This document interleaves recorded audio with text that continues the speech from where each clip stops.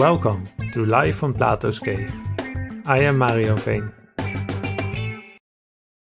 As our guide today says, it's like Plato wrote the allegory of the cave with today's media landscape in mind. In episode 4, I spoke with Masha Bronikova about film. Plato's allegory of the cave is like a cinema. But how does this change with social media? And the whole infrastructure that is connected to social media? Smartphones, data servers, mines where the minerals are sourced, and poison-filled lakes where the devices end up after we dispose of them. And what about the whole economics of attention, political entanglements and social relations? How does it change if, like Johannes Niederhauser said in episode 2, and many others have said as well, that now we carry the cave in our pocket, that we're never really offline anymore? Our guide today is Dominic Pettman. Dominic is University Professor of Media and New Humanities at the New School in New York.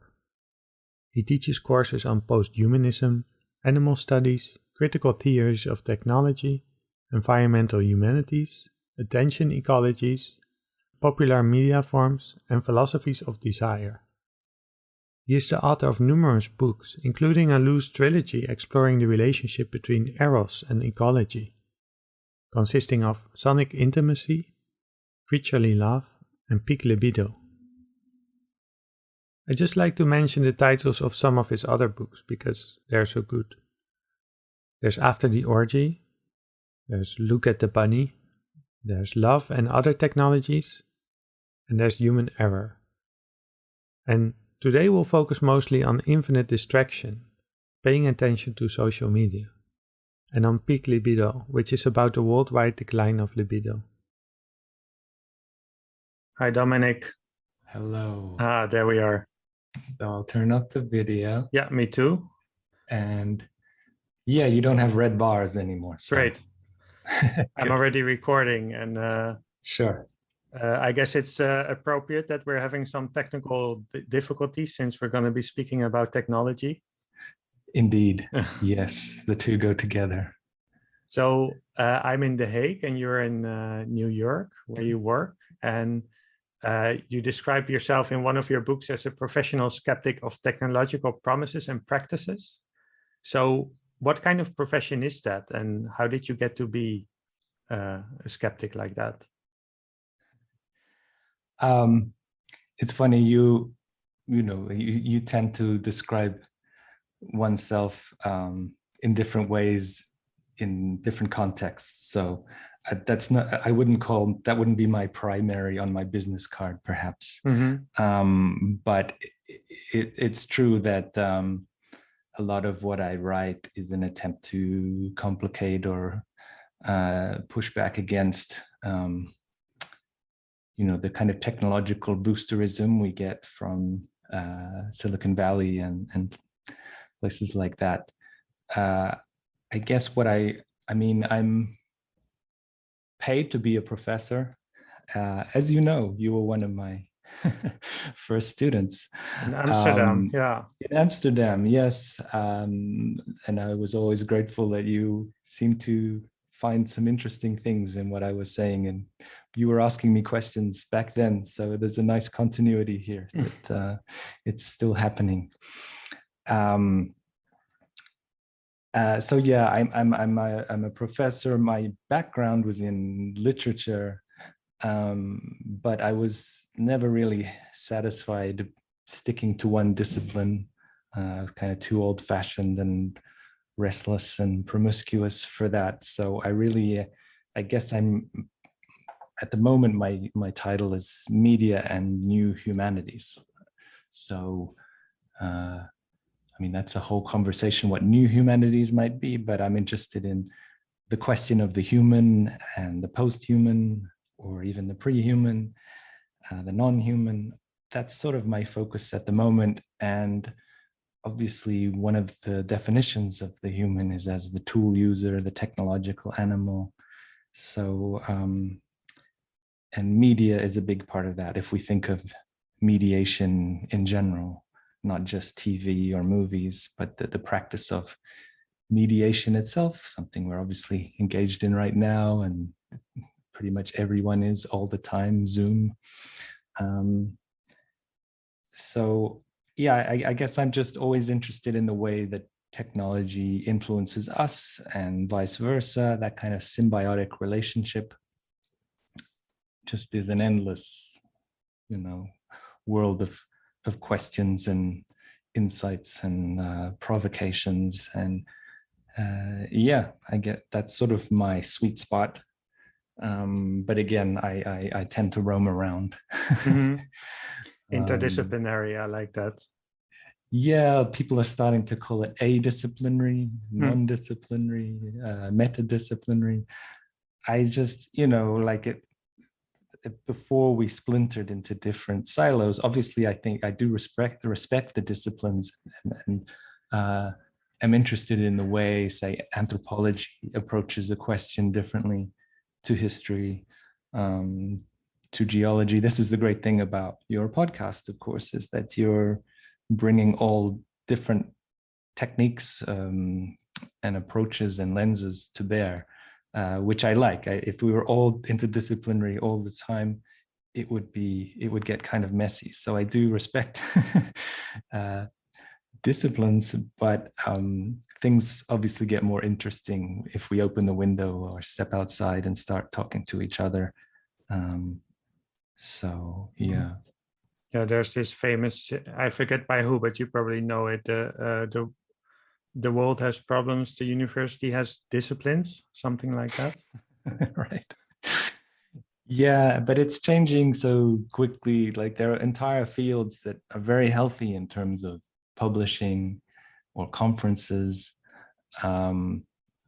environmental humanities, or even something like food studies. But they don't necessarily map onto departments or programs, Yeah. or jobs, especially. So the way to get jobs is to replicate the structure, but the interesting work is happening kind of outside that narrow labeling. Yeah. Would it be accurate to say that you're trying to understand the situation that we're in, this life on Earth? Yeah, I do have. You mean existentially? Existentially, or just then you already bring in a concept, right? But just our situation on this planet. Yes, very much so. I mean, I think in a way, I'm a very naive thinker, and I'm still kind of bowled over by the miracle of just being. I mean, this is why, despite all his problems, I am still somewhat interested in Heidegger and his argument that modernity was founded on the forgetting of being. I think that's one of the most important observations, is that we do tend to work on autopilot so much, and we get caught up in the details, and we forget capital B, being. Or if we do remember it, we repress it again very quickly, because in order to function, I mean, the whole system is predicated on kind of disavowing being and just sort of acting, functioning. So yeah, I guess my work is about trying to reconcile this ontological kind of miracle, or this perplexing situation of being thrown into the world, and how to navigate that. But that takes us very quickly to politics, because then it's about what questions you're allowed to ask, what you're allowed to do. It's about power. And of course, this is, again, why we're talking and why you're interested in Plato's cave, because it's such an enduring allegory, because it crystallizes existential questions with social, political, psychological ones. You can separate these for the purpose of looking at the details, but when you want to look at the big picture, at the allegory itself, you need to see how they interlock. Yeah. Yeah, that's in preparing this, I was thinking, because one of the things I really like about your work is for instance, you wrote a book about social media, infinite distraction, and another book about, well, libido. And do we say libido or libido? I don't know in English. In English, we say libido. Okay, libido. It's not an English word, so you can say it however you so, like. a book called Peak Libido. And but one thing I really like is that you don't start with I define libido as, or I define social media as, and in your work you actually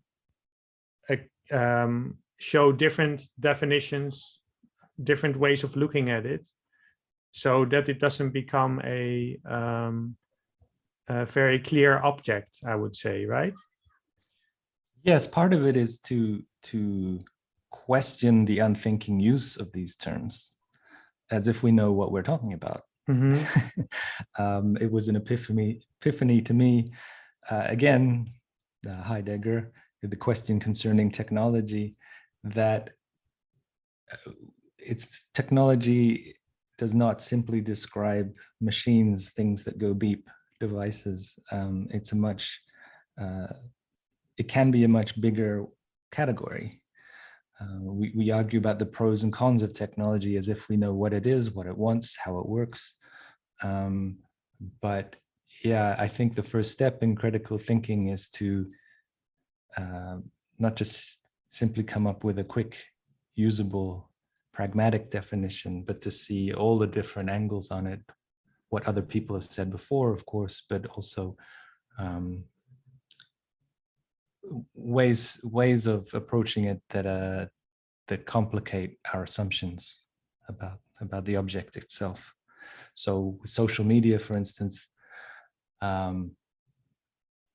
we have the sort of trademarked version, which describes the platforms such as Twitter and Facebook and Instagram. But if you take sort of 2 steps back, then you have to start wrestling with much bigger questions, much thornier questions, like what is the social and what is media, and what happens when you put those 2 things together like that. They're very general terms, obviously, but yeah, what are we missing if we just looking at the sort of the narrow manifestations that take up the debates or the discourse, rather than the more ambient effects that the idea is having? Yeah. So I think that's part of my part of my process, as the theatrical people say. Yeah, because social media, you're obviously not the only one who is writing about it or interested in it. No. I think people are busy with, does it make us maybe less social, or more lonely, or depressed, or isolated? But in infinite distraction, you say that it's so amorphous that that it's even a question if it can be studied scientifically. Yeah, I mean, certainly I would depend on, say, data that comes out of experiments. I wouldn't discount psychological experiments on social media users who maybe create graphs and correlate time online to lower senses of, lower moods, or I don't think that's inadmissible. That seems like an interesting data point, but that's just part of the picture. No. Yeah. How old is social media? Yeah, I guess it's only well, Facebook's been around how long now? 12, 13 years or something. There was some social media before that, but nothing that had the critical mass of the big names we associate today. So yeah, around a decade. And some change. But obviously, interactive forms of media have been around a long time. There's a entertaining, interesting writer called Tom Standage who talks about the long history of. He has a book, I think, called 10,000 Years of Social Media, where he talks about graffiti and all sorts of. He also describes the telegraph as the Victorian internet. So he's very good at making us remember that. Yes, we love to emphasize novelty and new things because that's part of the way we think, but it's also good to look at prehistories, genealogies, the kind of long evolution of technology, and how nothing is just suddenly born out of Zeus's brow, but they're all variations on a theme. So this is again part of my inability to commit, is that I always like to look at, do the both and. So to see what is precisely new about these platforms, because I do think something new is happening in terms of the scale and the speed and the capacity to capture our attention. But it's not simply new. This has been coming for a long time. So it's good to understand all the elements and forces and things that led up to it. Mm-hmm. So I'm wondering what you called Plato's allegory of the cave before. You called it an allegory, but what sort of course it's an allegory as well, but what sort of object would you, I mean, it's I guess we could call it a meme as well, because you actually sent me a nice drawing of Plato's cave where you climb, where the prisoner climbs up past the fire, but then how would you describe that? Just into to a mirror image of another cave. Yeah. So he thinks he's moving outside, but he's just moving from cave to cave. So it's a cultural object, I guess, as well, right? That we can play with. And yes, it's become a trope or a motif. Yes, and a meme, as you say. It's in some earlier episodes, you list several movies that play on this theme, and it's it's a part of my mental furniture now, because I teach it very often in Intro to Media Studies, because where else can you begin? It's almost like Plato saw media studies coming and invented this allegory for us to sort of set the stage from the beginning of Western modernity. It's kind of uncanny how appropriate it remains. Even it's like it becomes more and more relevant as time passes. Yeah, which is quite astonishing. And this is again the long history of media. Think of media studies not just with the birth of communications in the industrial sense, but from the beginning, he was skeptical about even writing itself. What happens when we outsource our thoughts to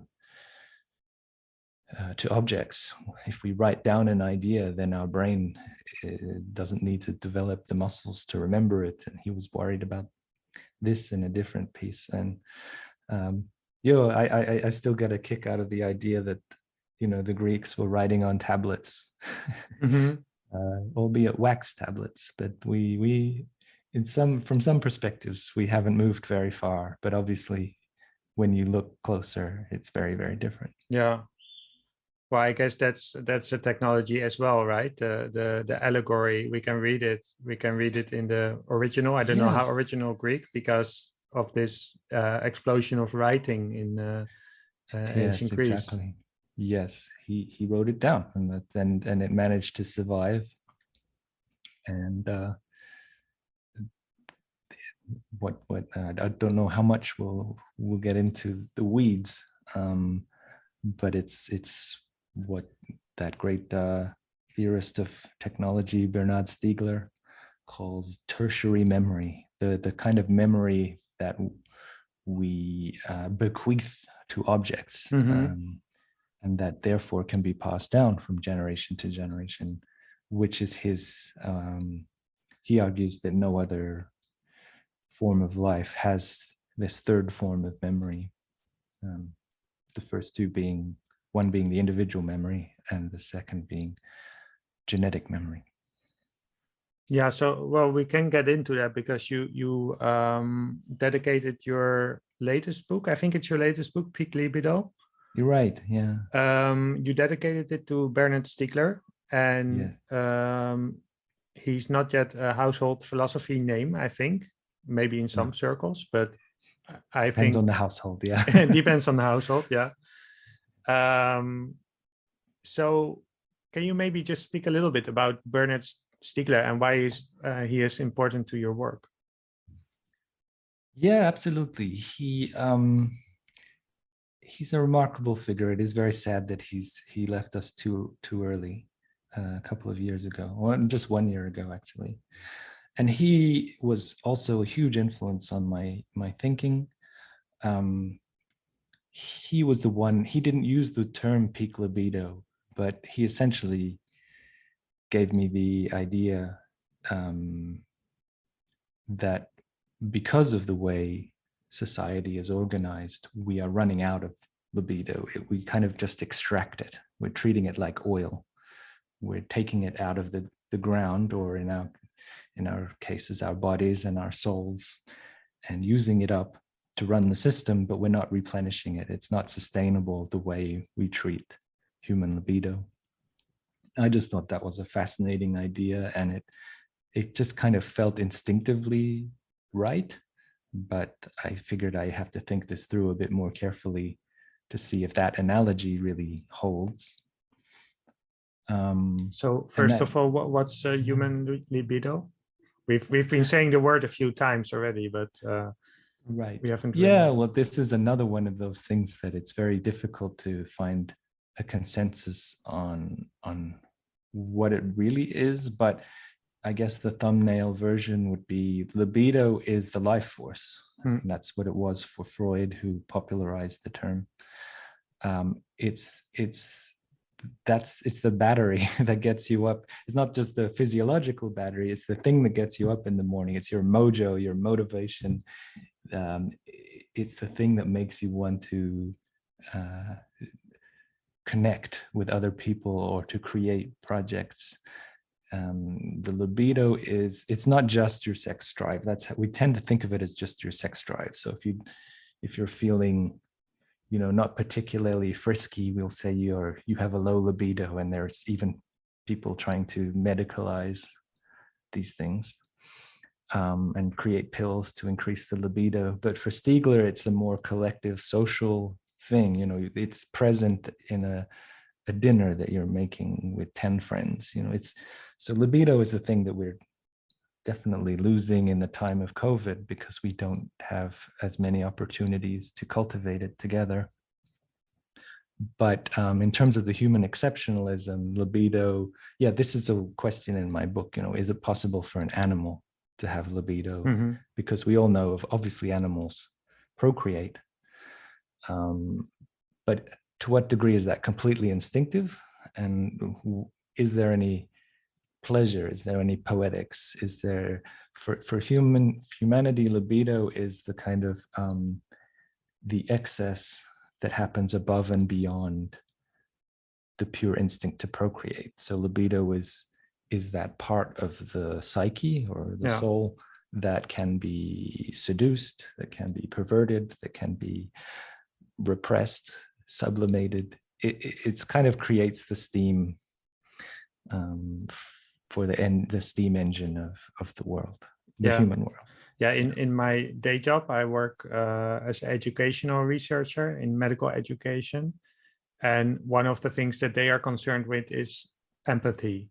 So that if you go to see a doctor, you can see a doctor that knows all the technical skills, that knows how to diagnose the illness and everything like that. But there's no real human interest, no real like that. So that could be an example of course, in the medical world, what we see increasingly is that everything is reduced to a technical skill Yes, or a kind of knowledge. transaction. Yeah, a transaction. Yes. Yeah, and in fact, you're reminding me that the maybe the key word for Bernard Stiegler is the word care. Yeah. You know, to take care, and for him, the libido is that which allows you to take care of the beloved object or thing, and rather than just simply use it up. So it involves cultivation, nourishing, and taking time, which is really important. Like the libido takes time. Yeah. It's not just a quick fix. It's not just a. His major work is called Techniques and Time. So time is obviously very important, I guess. Yes, yes, it is. So, and obviously we're in this hyper accelerated world where it's almost explicitly designed to avoid opportunities to cultivate care. Yeah. I think, well, I've heard it say anyway that we had this dream in well, at least before I was born, when they started thinking about computers and industrialization and everything like that, that we would have machines do everything for us, and we would just work like a 4-hour work week or something like that, and we would have all this time to just hang out and create poetry and everything like that. Yeah, it sounds wonderful, doesn't it? Yeah. But I've never heard. I mean, there's a lot of innovation, and I get it too, like the OneDrive and the writing and everything. But you never hear somebody say, "Whoa, I have this word processor. I don't need to write letters anymore. I have so much time on my hands." Right. Yes. Yeah, that was optimistic, shall we say, that idea. Part of it is just unrealistic in that, yeah, like you say, just because we invent word processing doesn't mean we don't want to write. But part of it is also that it's obviously suits the powers that be, that most of us are drones, because this is part of the argument around why it'll be so difficult to bring in something like the universal basic income, because then people won't be so desperate to work in Amazon warehouses as much. Mm-hmm. So yeah, I do think time is maybe one of the most important political factors. Yeah, so that's a little bit about, obviously there's much more to say about Stiegler. If we go to the Plato's cave, when you think of Plato's cave, do you have like the shadows mean this, and the prisoners are this, and the fire is this? Do you have an interpretation like this, or do you approach it in a different way? It depends on, again, it depends on the context of, if I'm just teaching 101 or something, some specific subject. But no, what I like about it is how open it is and how many questions it provokes. As you can probably tell by now, that yeah, I'm more interested in interesting questions than rushing to answer them, which becomes a problem eventually because you need answers eventually. But well, I spoke to astrophysicist and theoretical physicist Vincent Icke, and he said that if you, at least in physics, if you have the question, you're already halfway, or at least halfway. Good. I'm glad the hard sciences have my back on this. Yeah, I enjoyed that conversation. But as you also said in the film, I mean, that's so suggestive that it's like a movie theater. It's hard not to see the projection mechanism at work here. So the strange prisoners would be the media consumer, the kind of half hypnotized or fully hypnotized citizen of the spectacle is what it suggests to me. And that the extent to which we become so involved, like, I'm more likely to know the lives of people in Netflix shows than my own friends, which is a strange thing if you think about it. I spend more time with imaginary flames flickering on my wall. I even have a projector, digital projector, so I kind of live inside Plato's cave every day. So I feel like a strange prisoner. Even before COVID, I was doing this voluntarily more than I should. So, and the amazing thing about the smartphone, which is how younger people watch media, is it's almost like they've shattered Plato's cave into 1,000 million pieces, and we carry them around in our pockets. So even if we are outside now, we prefer to take out our little piece of the cave and watch a little flickering show with this new technology. Yeah, I guess you and I still live in a world where I think many people still have that we have a very clear idea that there's a distinction between online and offline. Well, I catch myself using those terms still, but that is I realize it's also pretty old-fashioned, because even if I walk around outside, you'll see people constantly on their phones or taking photos to turn the offline world into the online world within 2 seconds. So it's more like a Mobius strip, where it's just one single plane, but maybe a little twist in there somewhere. And, another big influence on me is Jean Baudrillard, who is famous for coining this phrase, hyperreality. And he spent a lot of time trying to explain his idea. It's not that we just simply stepped into a virtual world, an illusion, and the real world is still out there, a la The Matrix. And he inspired The Matrix, in fact.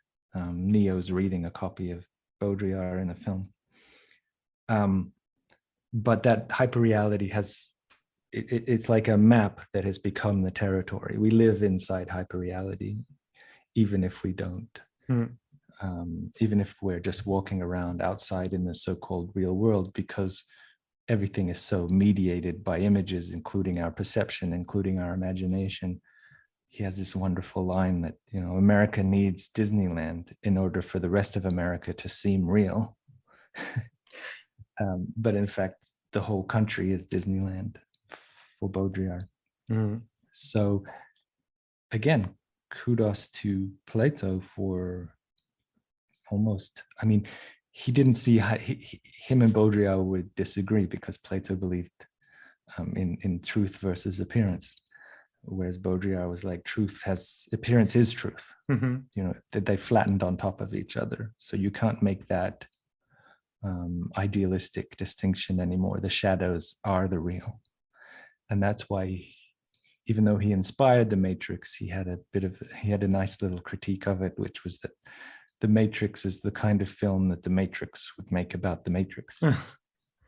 Well, you really have to see what is it, the Great Guy or Free Guy. It's like the hyper Matrix movie, I think.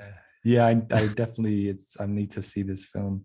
But the idea of taking a red pill and then suddenly seeing the truth, that's the legacy of Plato right there. And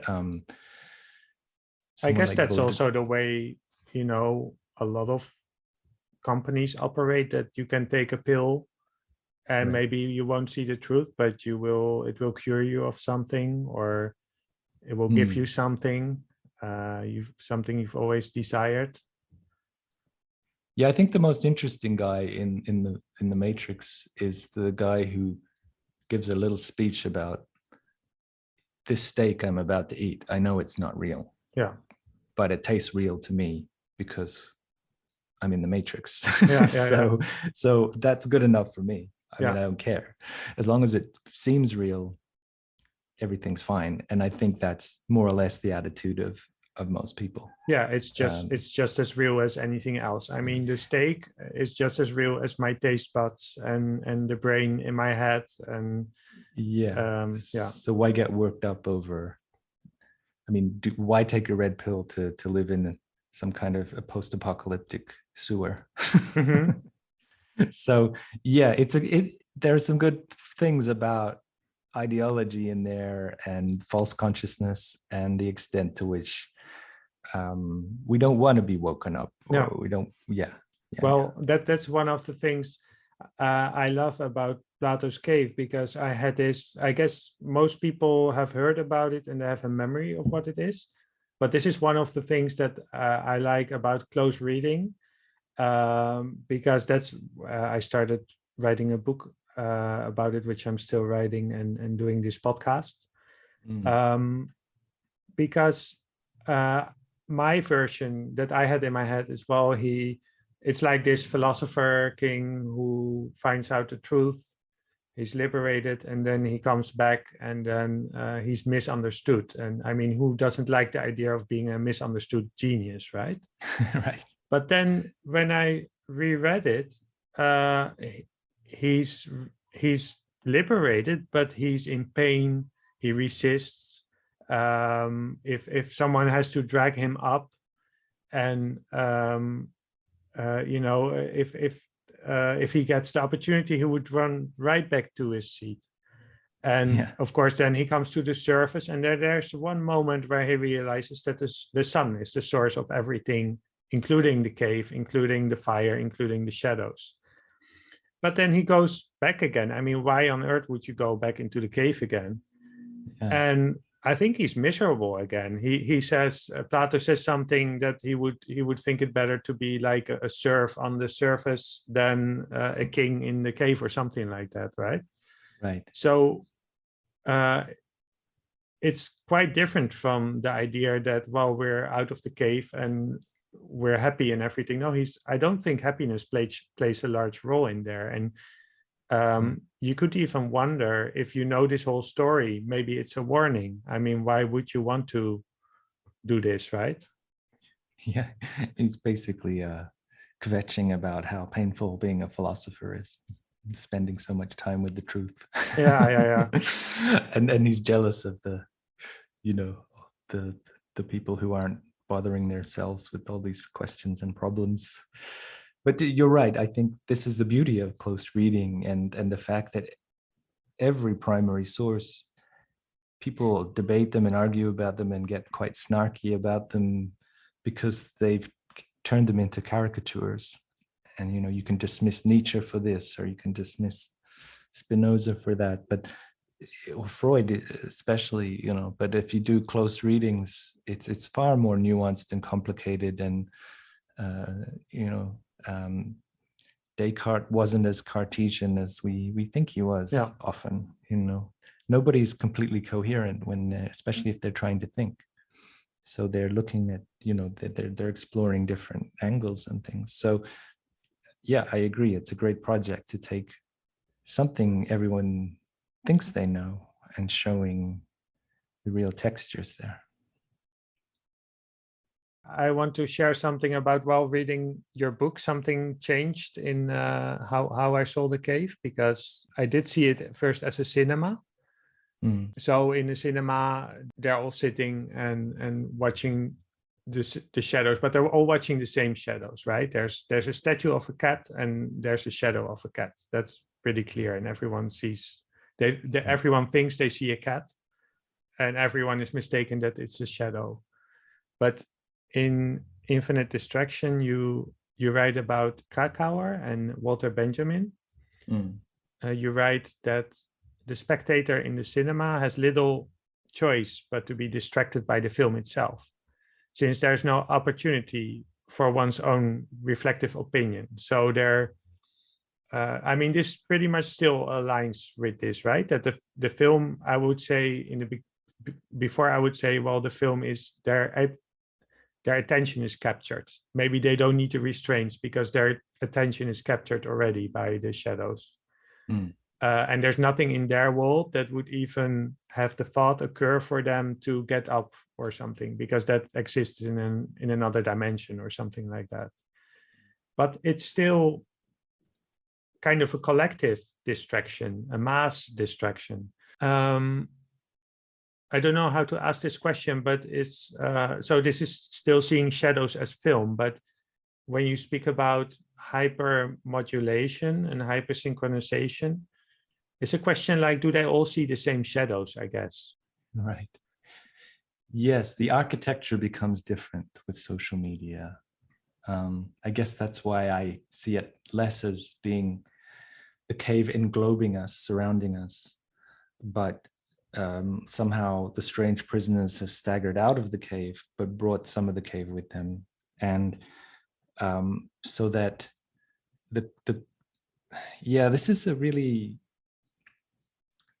complex point that I haven't fully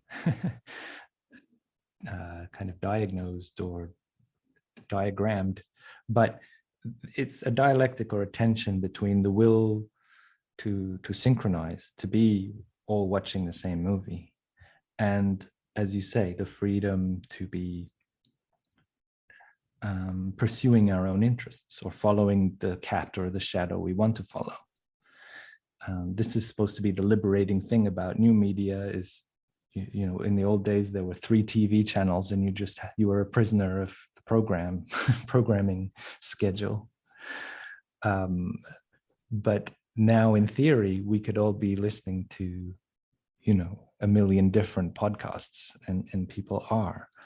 But at the same time, there seems to be far less diversity in terms of the mainstream. You know, when if the new Taylor Swift song comes out, or whoever's, I think she's probably old-fashioned, old hat now, but whoever the latest pop sensation is, they put something on YouTube, and within a few weeks it could get to 1 billion viewers. That's like a huge percentage of the planet. So there is still this, even though we're on different devices and have the potential to be looking at a million different shadows, there is this human kind of instinct, which obviously publicity and advertising take advantage of, to be sharing the same experience. So I think there's something, you know, wholesome and good about that we are social creatures and we like to share, but it's exploited obviously by the culture industry. The genius of hypermodulation, I mean, this was the Stiegler's point, was that he called it synchronization, hypersynchronization, and we're sort of turning into sheep at a scale that had never been seen before, because digital technologies can shepherd us extremely efficiently towards specific things. But my asterisk for that, my footnote, was that yes, we're being hyper-synchronized, but the reason that's so effective is because we're also being hyper-modulated. Because if we were really all on the same page, I think there would be, again, a type of critical mass that would have that would lead to a cultural shift. Instead, where, again, the libido is kind of moved around the network, the way that Enron, the energy company, used to move energy around the infrastructure, so that there wouldn't be an explosion, you know.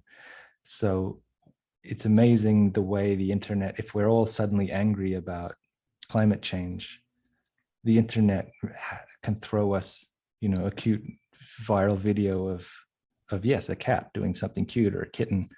And so we can be furious about fossil fuel industry, and 5 minutes later we're giggling at some cat. Yeah, and there's always someone, or Stephen Colbert or something. I think Stephen exactly. Colbert even made fun of it, that he just, I don't know, even after September 11 or something, he said, well, here's just a video of a cat playing, or a cute a panda sneezing. I think it was. I think we all need this. Yeah, but that's also obviously, we do need it emotionally, but it's also politically dubious, because it diffuses any indignation that could that could turn into something useful, actionable. And actually, what I found interesting last summer during the pandemic was interesting because we were forced to be on the same page by the lockdowns. And when there were the police brutality, the George Floyd murder, there was finally, nobody could understand why there wasn't the type of social movements we saw in the 60s, given how dire things are becoming socially again. And I don't think it was a coincidence that we had demonstrations in the streets, even though there was a pandemic, because we were all, the sneezing panda and the cute kitten wasn't enough anymore, because we were all paying attention to that particular injustice at the same moment, and it spilled over into out of the cave or whatever. Yeah. So I think, in a way, I think that did support my argument that we're not just being hypersynchronized, we're also being hypermodulated. And the task is to synchronize ourselves on our own terms, not to simply watch the latest pop video, but to demand genuine practical changes in the way things are done. And the hypermodulation is something, it's really done. You write in the peak Libido that at least the hypothesis about society being socially constructed, which is kind of is that that it takes a lot of work to keep. So we tend to think about our lives and the way society is structured as the way it is. It's normal. It's what we're used to. Natural, but yeah. Natural, exactly. Yeah, good. Good. You use that word. Yeah. But it takes a lot of work, ideological work, to have society be this way. To have, I mean, there's no reason why I'm now on a Windows machine and there's Facebook and those things are very contingent. It could have just been different, but it seems like Facebook is a real thing that you have to be on, and if you're not on it, then you have to explain why, or maybe it's part of your identity that you say, well, I'm not on Facebook. That says something about me. But Facebook is code. It's constructed. Right. Where was I going with this? Yeah, so that they're behind the scenes. I guess we should talk about the puppet masters, because behind the scenes there's a lot of work being done. On the one hand, about to have society be constructed in a certain way for whatever purpose, making money probably, or power. But on the other way, it's constructed in such a way that it gives us the feeling that we are in control and we are at the steering wheel. Because I can set my privacy setting on Facebook. Right. To an extent. To an extent, yeah. Well, but it gives me the feeling. I think maybe it was even you that told me about buttons on elevators and that don't really do anything, but give you the feeling of being in control. Yeah, I think that's a Zizek point. Okay. They just put it in there so you feel like you're contributing to the infrastructure, but really it's just a placebo button. Yeah. Yeah. I don't know if that's true. I think sometimes it does go faster if you touch it, but yeah, it's a nice idea.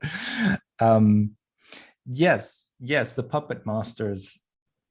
Definitely, this is one of the biggest questions, especially if you're interested in power, which everyone should be. Who organized the cave this way, and why don't the strange person? I mean, it is again an allegory for kind of bread and circuses approach to politics, that as long as people are distracted or entertained and have a minimum amount of food, then the people in power can breathe easier. So yeah, it's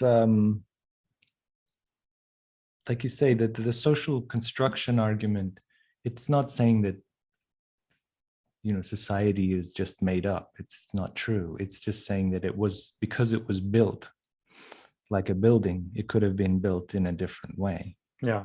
And so there's no reason. Ideology naturalizes culture as if it's like a tree or it just grows this way. But as you've also just said, it actually takes a lot of energy to make people think that that it's so hard to change. I mean, obviously there have been some revolutionary moments, and then we just found ourselves back to square one. So there are kind of depressing precedents around things like what we might call problematically human nature, or just certain patterns of cultural entropy, or Yeah.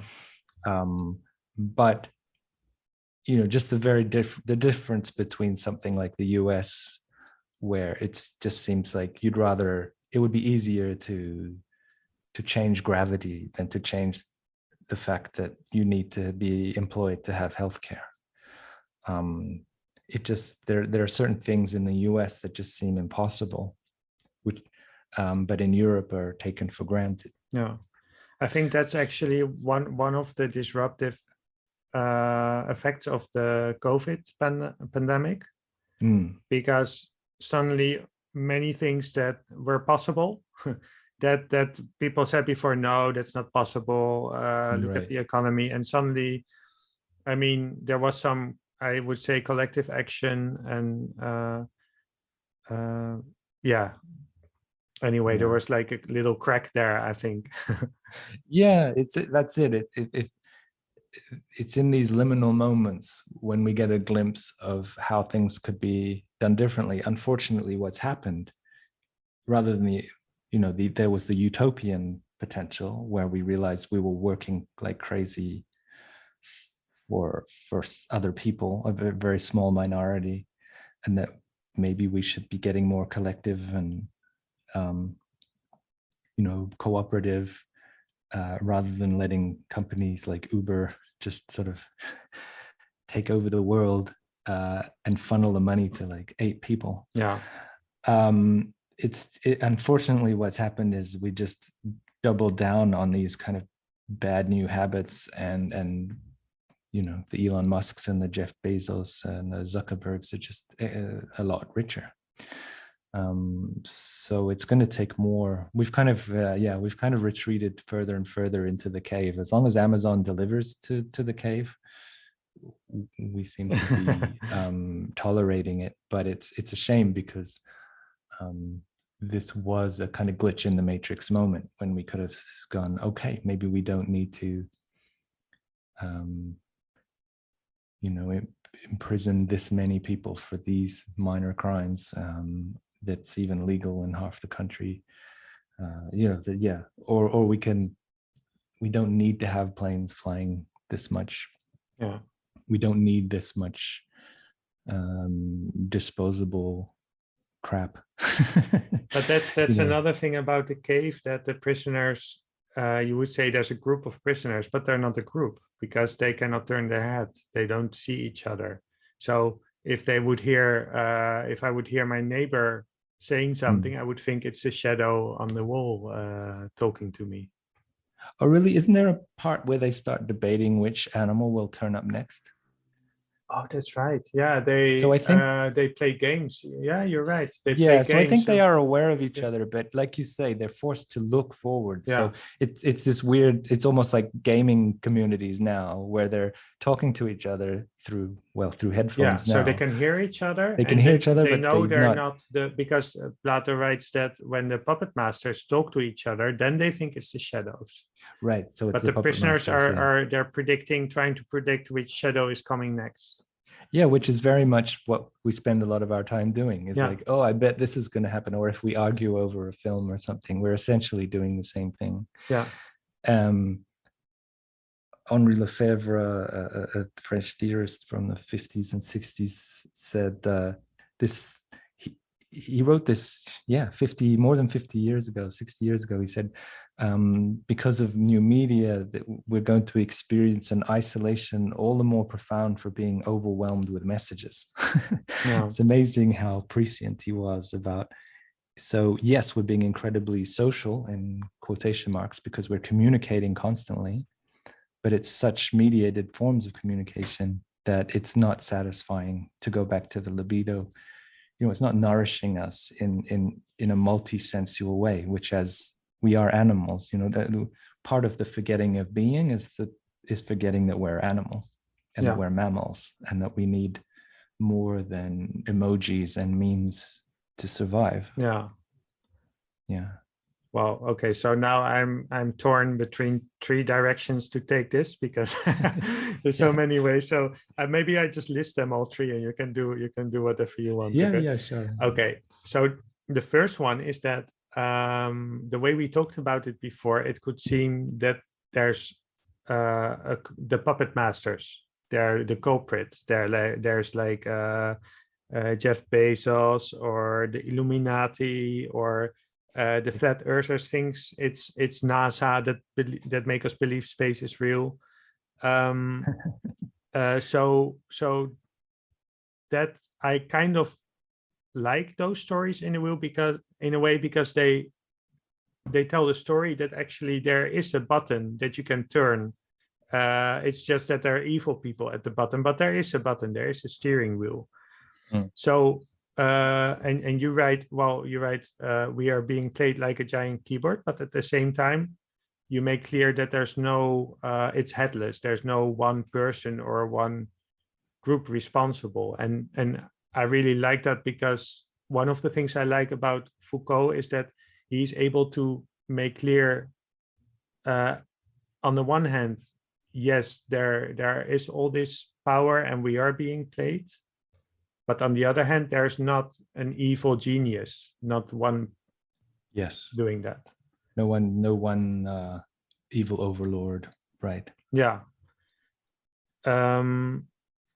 Okay, so that's one thing. Let's start there because I forgot the other two, but I probably will remember again. Sure. Well, yes, this is part of my both and tendency, right? Is to see that I do think that there are a small group of people making decisions that impact billions of people. But I don't think it's part of one coherent conspiracy, because there's just too many competing interests at that level and just too many factors. So it's we're definitely being played, but you can't trace that to a single document or a single map or a single plan. There's a lot of improvisation going on. There's a lot of experimentation. Even the 1% get things wrong, but overall, the system's working for them, and they're trying to close it down even more with each day in terms of, legal recourse and even voting rights and things like that. So it's bleak, but it's Adam Curtis is really interesting this way. He gets dismissed sometimes. Do you know his films? I've heard of it. I don't know if I've seen one, but it's about He has some. I mean, they're very much worth watching, if only to debate, because he was an academic, then became a filmmaker at the BBC. He has access to the most amazing archival footage, and he does a great job at telling these big stories about the history of technology, the history of power. And he plays this game too. So he sort of has these conspiracy theories, but he also has a whole series on this sort of headless effect, the way power can be like a swarm, and that decisions can be made unconsciously and collectively. Yeah. So I think the problem is not, I'm a Foucauldian to the extent where I think it's not, yes, we can't just kill the king of Mordor and everything, we can all go back to living like happy hobbits. It's that the hobbits are part of the problem because we drink the Kool-Aid, and this is what ideology is. I love this definition of ideology from Futurama, where a robot says, "I choose to believe what I've been programmed to believe." That to me is a perfect definition of ideology, where we go along with things like patriarchy and white supremacy and all the damaging business as usual because we choose to do it. So that's why it's sort of a double problem. You're dealing with both, and that's why the hypermodulation and the hypersynchronization, it's all part of it, because there are puppet masters. It would be naive to think there aren't powerful men, mostly men wearing suits, making decisions that make our lives harder and more impoverished. But we can't just blame them, because we outnumber them by a long shot. We could, if we had the will, we could change things. We could change the shadow play and even get out of the cave altogether. But we're happy arguing. We settle for the steak that we know isn't really steak, or the tofu burger that isn't really a tofu burger. Yeah, the menu instead of the meal. Yeah, and well, that's a great Adorno point, that we've been learned to be satisfied with the menu rather than the meal. Yeah, and we're paying. I mean, I was wondering if that was intentional, because the subtitle of Infinite Destruction is paying attention to social media, and of course, everyone knows if something is free, then you're the product. So did you also mean it like we're paying with our attention? Yes, absolutely. Yeah, it's an economy. We're keeping it alive. Economy. We're paying with our attention. We're fueling it with our attention. Yes, I mean, I have more and more people on my Facebook feed popping in who's just saying things like, go outside, stop, don't like this post, just go outside. Yeah. And I can't help but agree with them. I mean, it's hard when outside is full of COVID. Yeah. But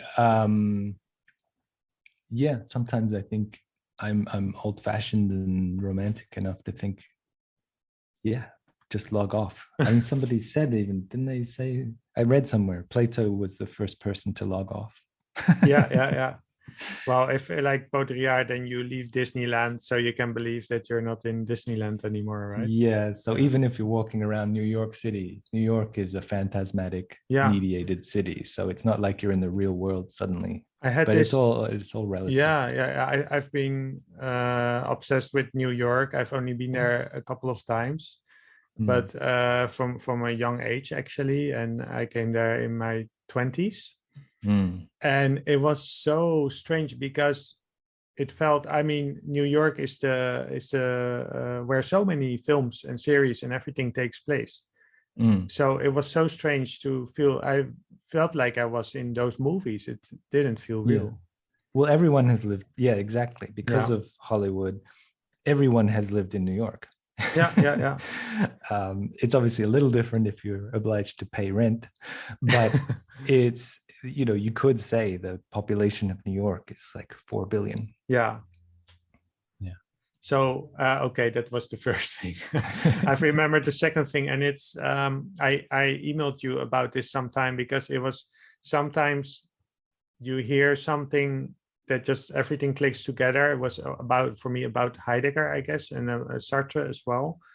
Another one is, I've heard someone describe Heidegger saying, well, the one thing we all share is the one thing we cannot share. So that's, I mean, if you look at the prisoners in the cave, it's the one thing they cannot share is that they're imprisoned there. But I was probably in one of your writings that is no longer available, but you wrote a story about, I think it happened to you, that you were in a bank and you were in line. Well, being in line is like you're there's a lot of people, you're in a room full of people, but you're not a collective, you're not a we. and then somebody in line got a heart attack, and died, and there was some commotion there. But at one point it was clear that, well, the person had died. The medics were on their way, but they weren't there yet. And there's nothing, you couldn't save them. And the moment that stuck with me is how you described that after some time there was some confusion. What do we do now? And then people, and then everyone went back to banking. Yeah. Exactly. It is an amazing capacity humans have to bracket death and mortality. Again, this is part of the forgetting of being, right? So if somebody, Baudrillard called dying the ultimate faux pas, right? Yeah. So if you die, then that's, very socially unacceptable. Yeah. And so part of this is part of the forgetting of being is like, in older cultures or still in non-Western cultures, you would have serious mourning periods and you would have ceremonial ways of processing it and coping with it. But we don't have that. That's a technology we don't have anymore, except writing the word condolences to each other. So yeah, that was an amazing moment just to see it in real time happen, where people said, you sort of bracket out mortality so we can keep making money. Yeah. It was almost like a Platonic allegory right in front of my eyes. This was in Geneva, in Switzerland. And it's so far we've been talking about, it's maybe a little bit bleak.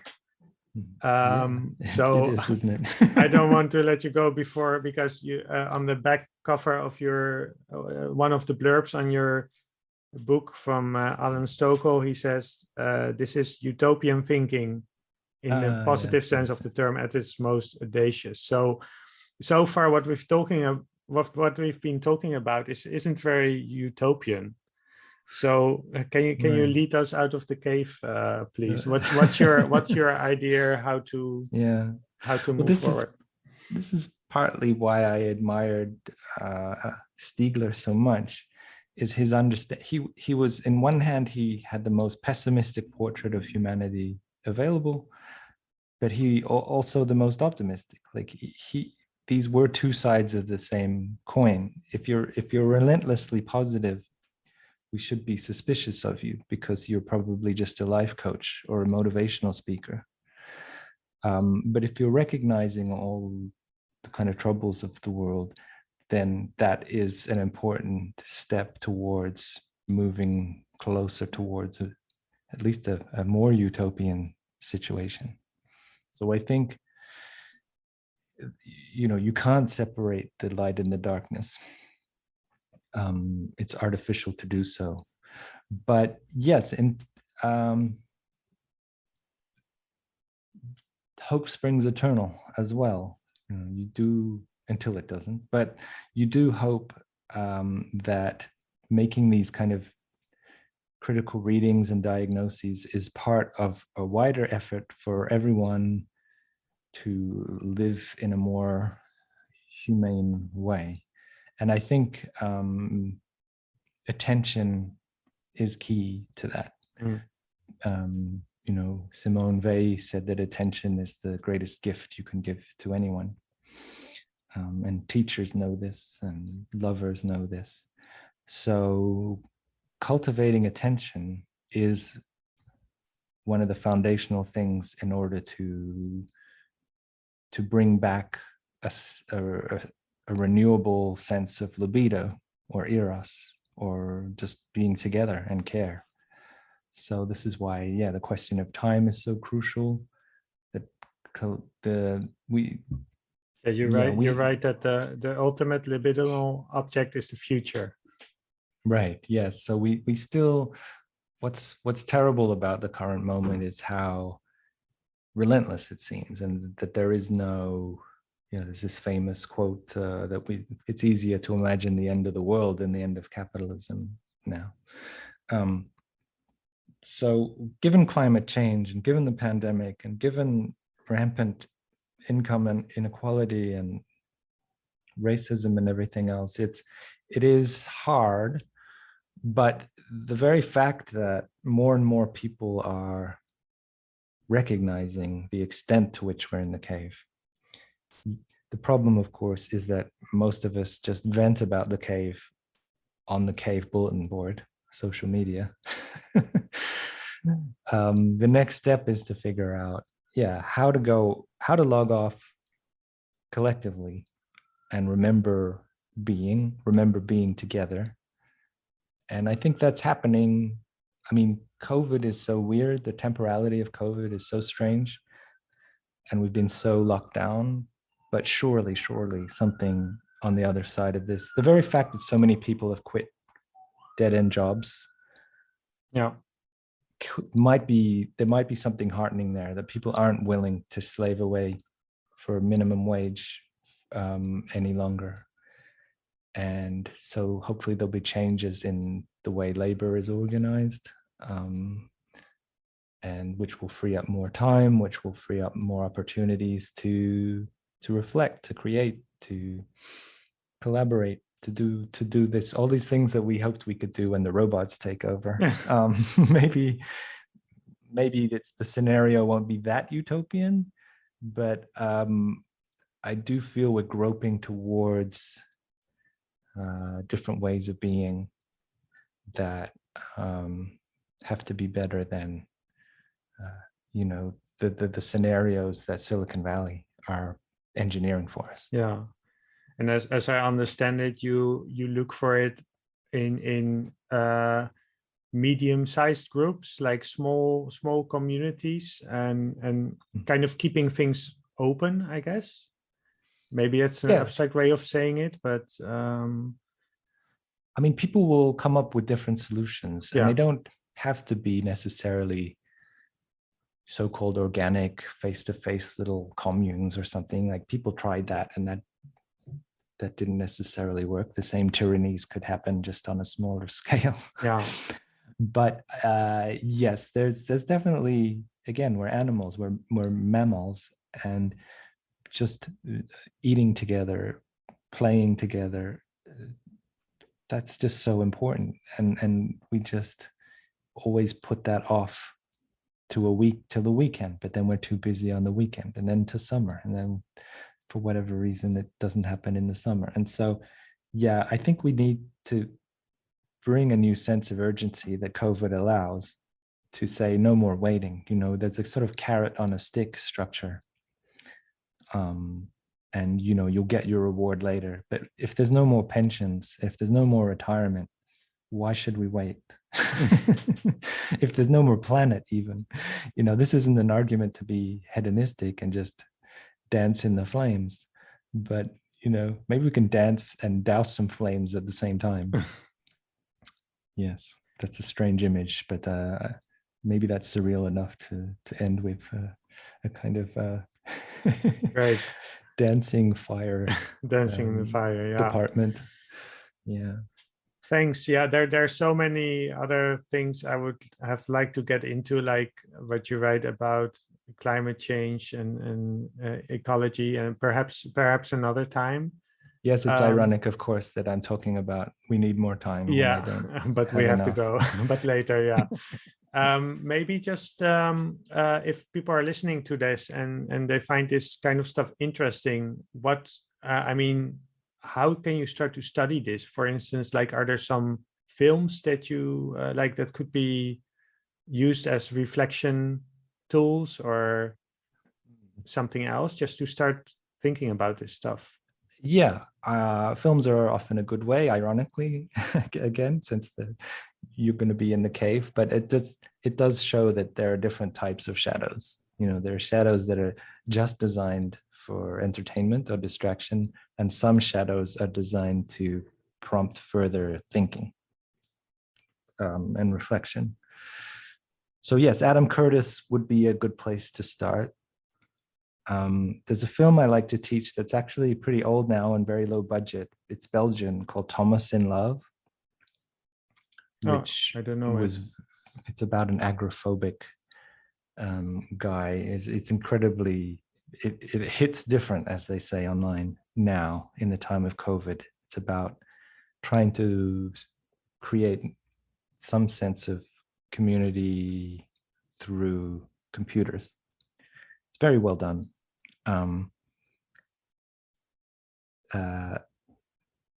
There's also a film called We Live in Public, a documentary about maybe the first couple to just put cameras throughout their room and let the internet watch them voyeuristically, but also suggest things. That's a really interesting kind of early text about what the 21st century might look like. Black Mirror, of course, has all sorts of things that provoke discussion. Maybe for social media, nosedive, where everyone's rating each other even after actual, like we're Uber drivers or something, but for everything. Tsai Ming Liang's films are very slow and meditative, and they're almost good just physiologically to slow your body, brain, everything down. He has a film called Walker, which is 45 minutes of a monk just walking incredibly slowly through Hong Kong. And, my students hate me when I make them watch it, but it's just an interesting experience to try and just to see how impatient we've become. Yeah. I love this idea that Norway had a slow TV movement. They would just show someone knitting at prime time for hours, or they'd put a camera on the front of a train for 9 hours. We have a little bit like that in the Netherlands. We have a show about, I don't know what's the right name, but let's say old people who go travel around in their caravans. Yeah. And it's always the same, and they don't do anything. And it's one of my favorite shows. So yes, exactly. Yes. There should be more of this, just slow TV, slow movies. Yeah.